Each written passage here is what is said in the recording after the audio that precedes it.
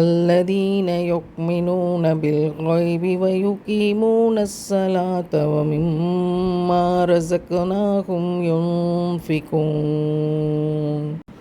பயபக்தியுடைய அவர்கள் புலன்களுக்கு எட்டாத மறைவானவற்றின் மீது நம்பிக்கை கொள்வார்கள், தொழுகையை கடைபிடிப்பார்கள், இன்னும் நாம் அவர்களுக்கு அளித்தவற்றிலிருந்து நல்வழியில் செலவும் செய்வார்கள். இறைவன் 3 விடயங்களை இந்த ஒரே வசனத்தில் குறிப்பிடுகிறான்.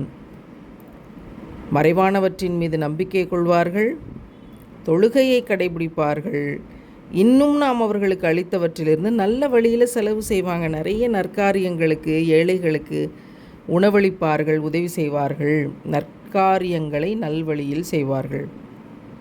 அப்போ நம்ம இதை கேட்கிற போதே இவற்றையெல்லாம் நாம் செய்கிறோமா? இறைவன் குரானில் வழிகாட்டிய இந்த நல் வழிகாட்டுதலை பெற்றிருக்கிறோமா என்று அகத்தாய்வு செய்து கொள்ளணும். புலன்களுக்கு எட்டாத மறைவானவற்றின் மீது நம்பிக்கை கொள்வார்கள். நம்மளுக்கு 6 அறிவு இருக்குது, அதுக்கு கீழே விலங்குகளுக்கு 5 அறிவு இருக்குது, அதுக்கு கீழே படைப்பினங்களுக்கு 3 அறிவு இருக்குது, 2 அறிவு இருக்குது, 1 அறிவு இருக்குது.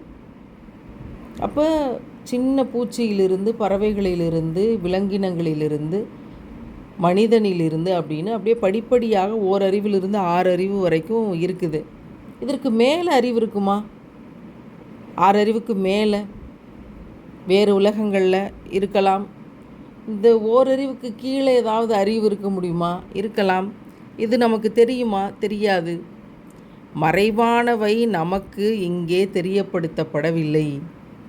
7 வானங்கள் தெரியப்படுத்தப்படவில்லை, 7 பூமிகள் தெரியப்படுத்தப்படவில்லை.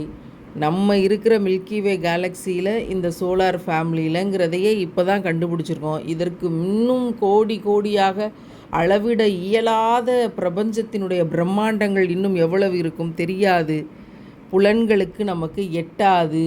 நமக்கு கொடுக்கப்பட்டிருக்கிற லிமிட்டேஷன், வரையறை என்பது இந்த 6 அறிவுக்குள்ளே சிந்திக்கிற விஷயம் மட்டும்தான்.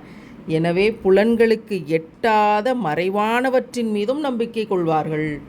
நான் கண்ணால் பார்க்கல, ஆனால் நான் நம்பிக்கை கொள்கிறேன் என்பதுதான் ஈமானினுடைய முழுமை. அல் பக்ராவின் எடுத்த எடுப்பிலேயே எவ்வளவு பெரிய மகத்துவத்தை இறைவன் சொல்லித்தந்தான். இறைவன் மிகப்பெரியவன்.